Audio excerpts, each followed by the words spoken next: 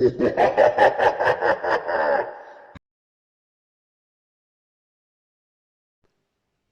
a small fishing village, this village remains quiet and deserted, where no one is on the streets. However, in a fisherman's tavern, everyone, mostly the men, are in a trance as this woman sings a ballad of nothing that doesn't make any sense. Then the siren's eyes, a young, beautiful-looking woman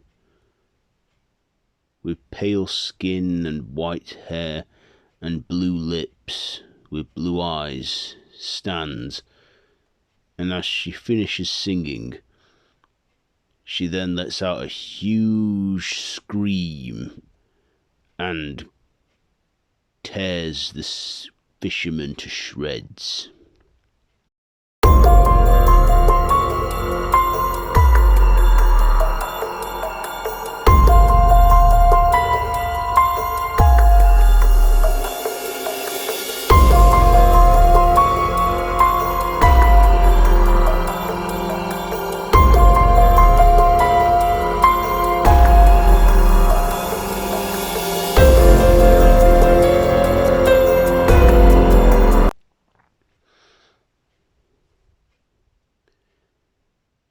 The team arrive at the village where, investigating on a crime scene of the tavern, they see bits of people everywhere inside. Sarah then thinks, oh, what could this be, a werewolf, a vampire? Todd then says, no, Agent Pratt, it could always be something else. You know, werewolves and ghosts and zombies and vampires, they're not the only supernatural creatures in this world. The local police then ask what they're doing. Todd then shows them a warrant and that they have a high authority to be there. As they observe, Lee looks in on the flesh. All the blood pool everywhere, thinking, what kind of fucked up monster's done this? She says. I don't know, but let's get it back to the van, said Todd. Meanwhile, in the van, with it being a crowded, small place, Raoul looks up the historical records of the fishing village, stating that every so often fishermen over the years have disappeared in the past, and there have been reports of missing and disappearances, but last time that there was a brutal attack like this one that they're investigating, it did happen. Todd asks what he got. Raoul tells him, well, I think whatever this thing is, it resurfaces every now and then to feed. Apparently, a lot of fishermen or local men in this area always get put in a trance by what they can hear is singing. Then Brendan and Crichton return with fish and chips, asking who's hungry. Deborah, analysing on her computer, completely cut off from the world as she listens to music. She then is tapped on the shoulder and startled by Sarah, saying, the guys have got fish and chips. Oh good, more junk food. I'm supposed to be dieting, said Deborah. As they eat their fish and chips, they deduct what it could be. Not getting much out of the locals as they are too afraid to hear what happened or something like that. So Todd suggests that they all book a place for the night, stay and try and investigate in the morning,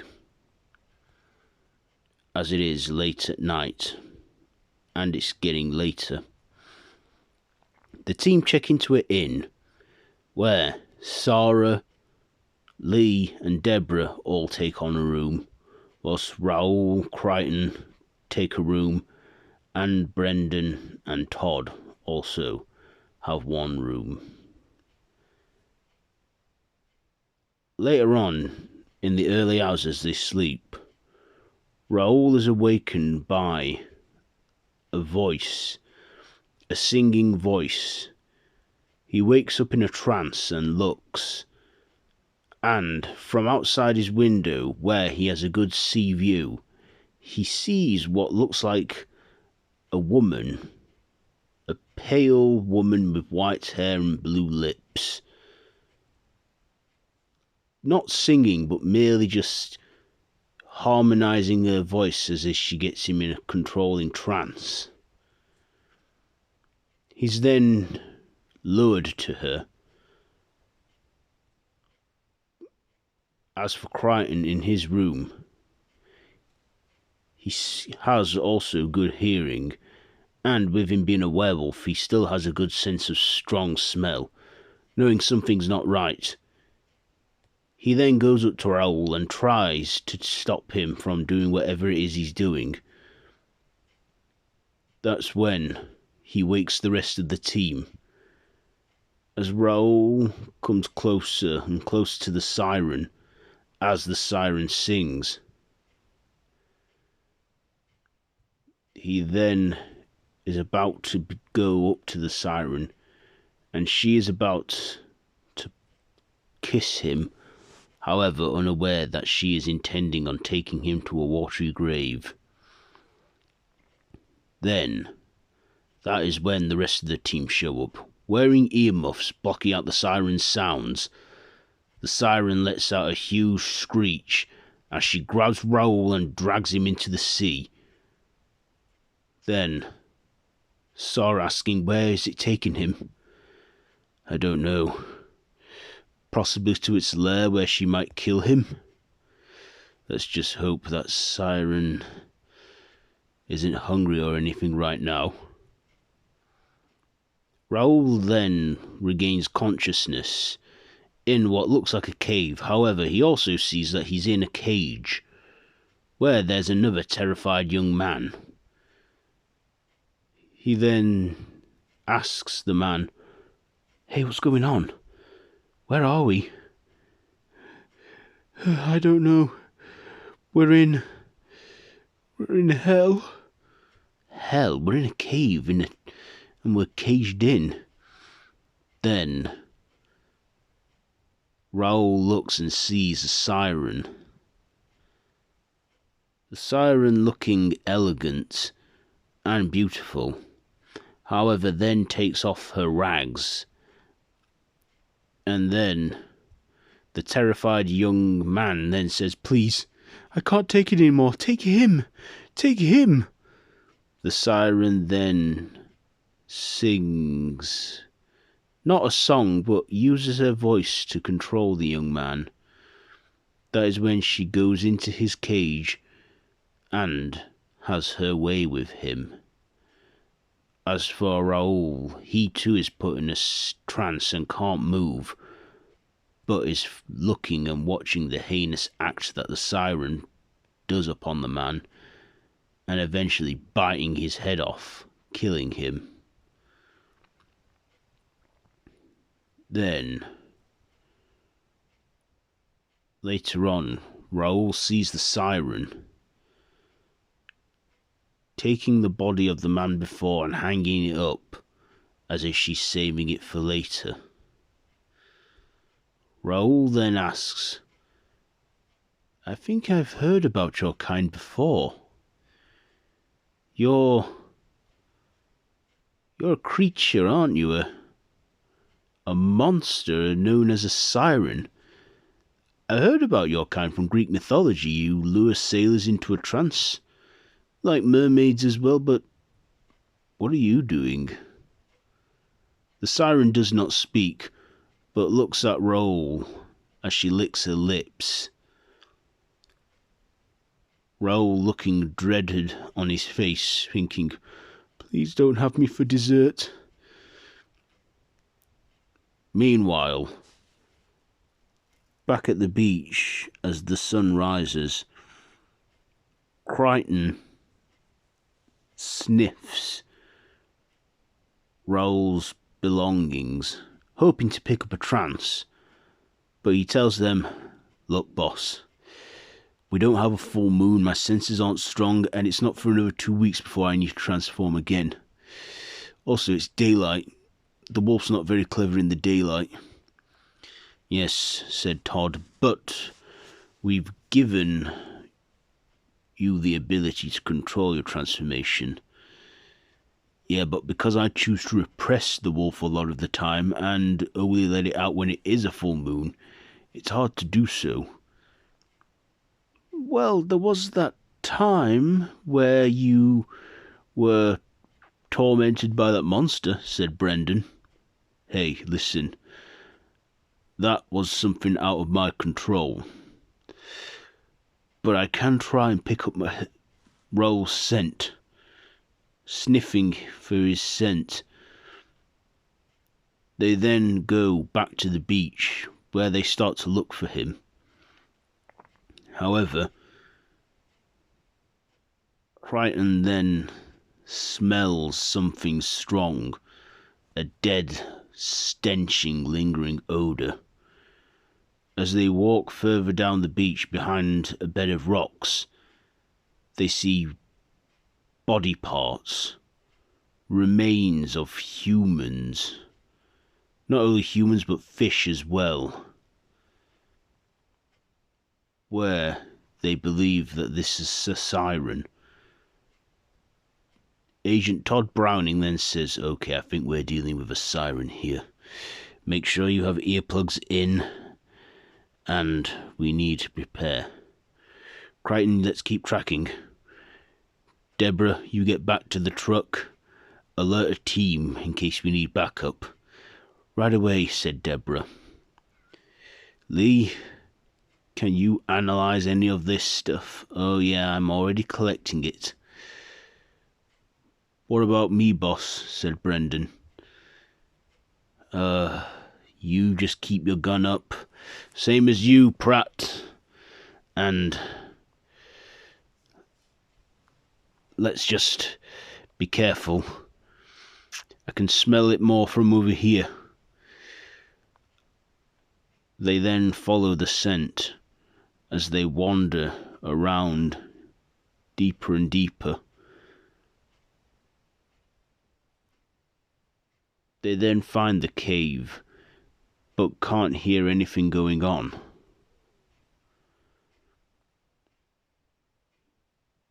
As for Raoul, he waits, hoping the siren is satisfied for now. The siren then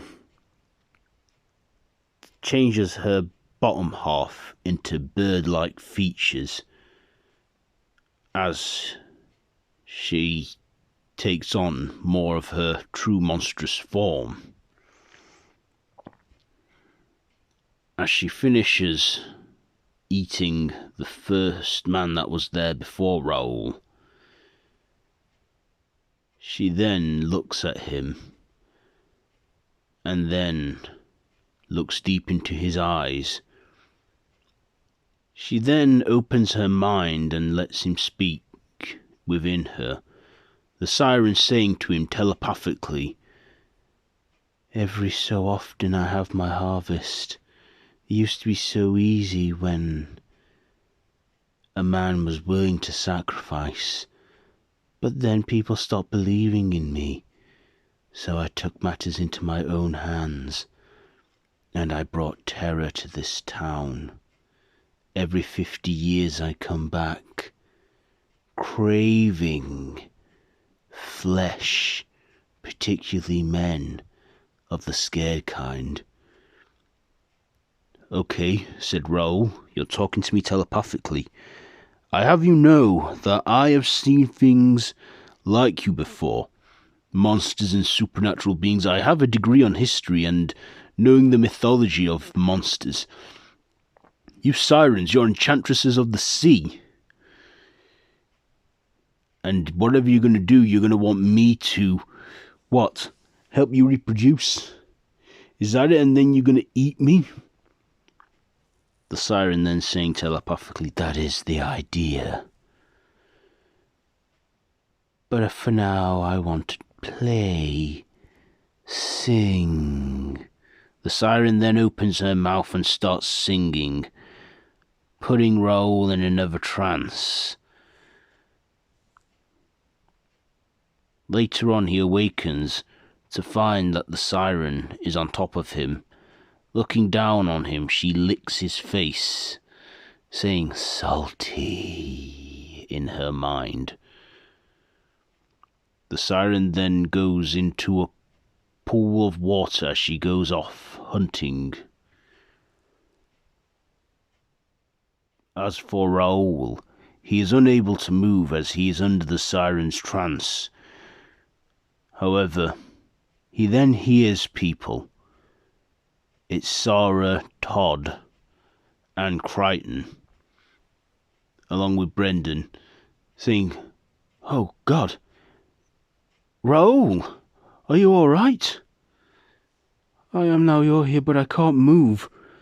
"What do you mean you can't move?" "I'm under the siren's song." "You mean the songs of the siren?" said Todd. "Yes." "Quick, get your earphones in, and do not listen to the creature." Then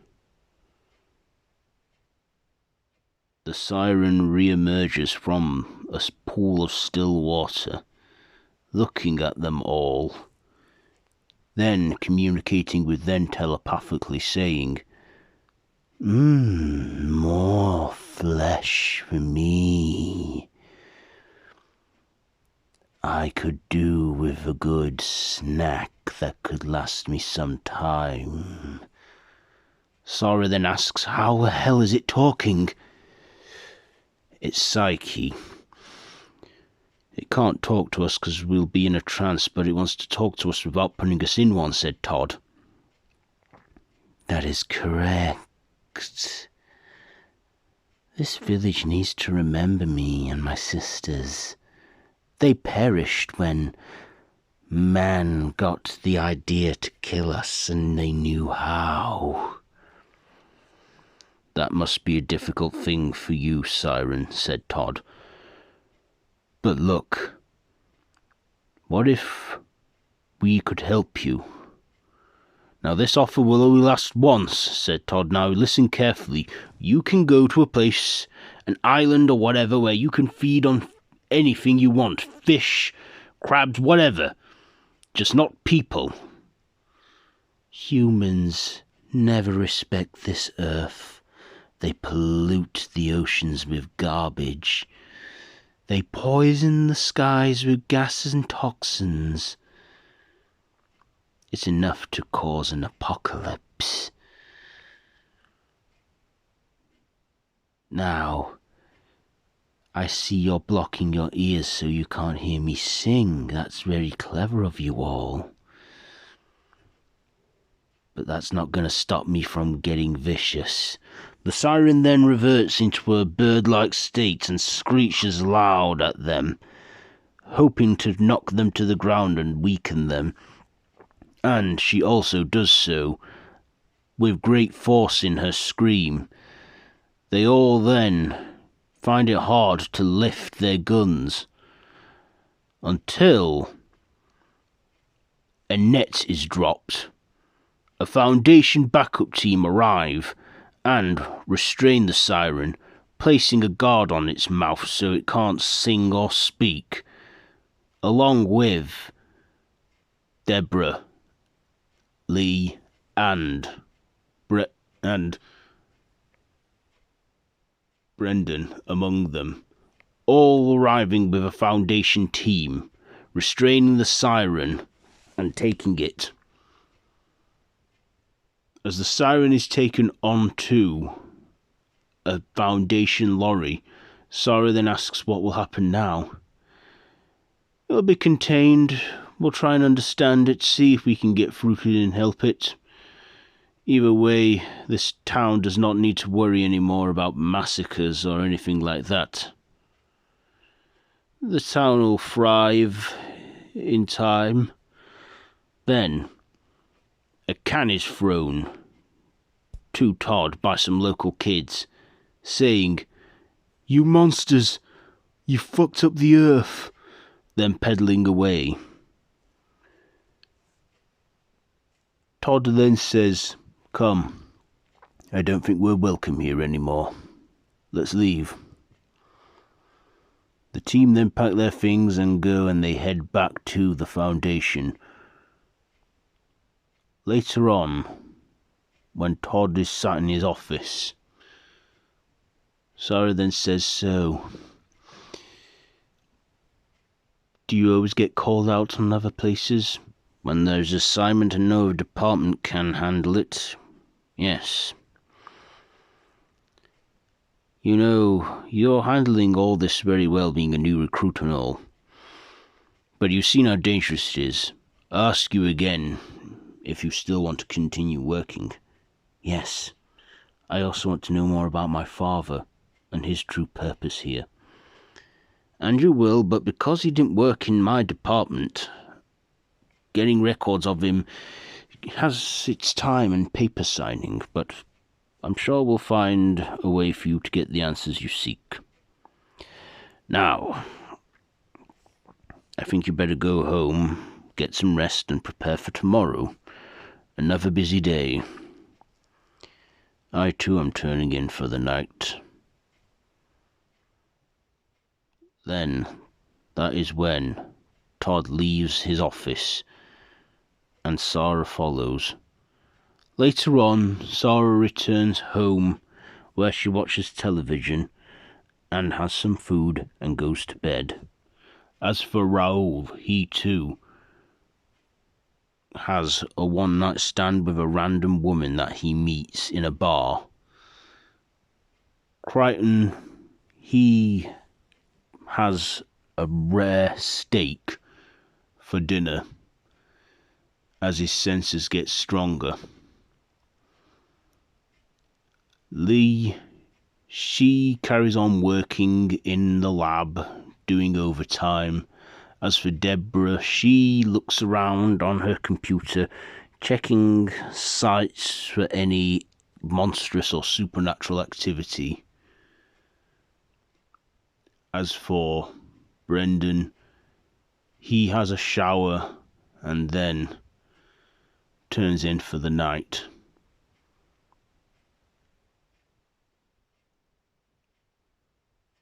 As for Todd, he sits in his chair by the fire as if he is waiting for something.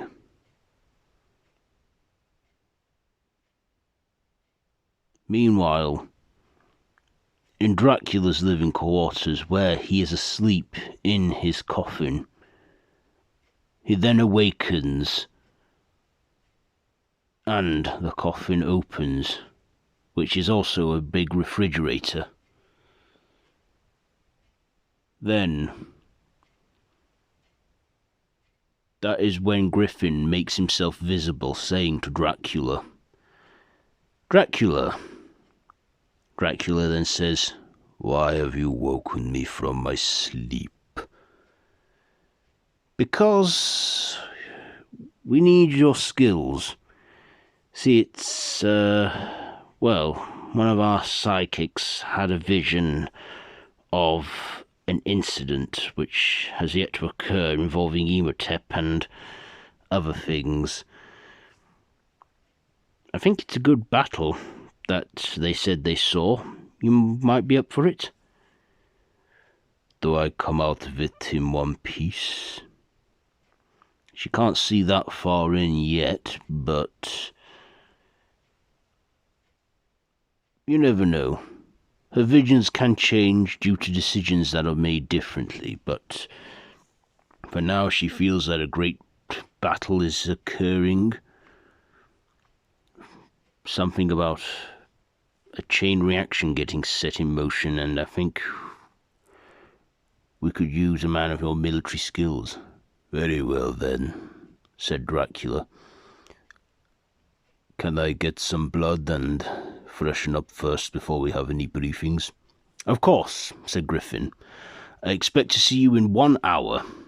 Griffin then leaves Dracula's headquarters and closes the door behind him. As for Dracula, he then goes up to the fridge where he sees a fridge full of blood and picks up a bag, as he intends on drinking it.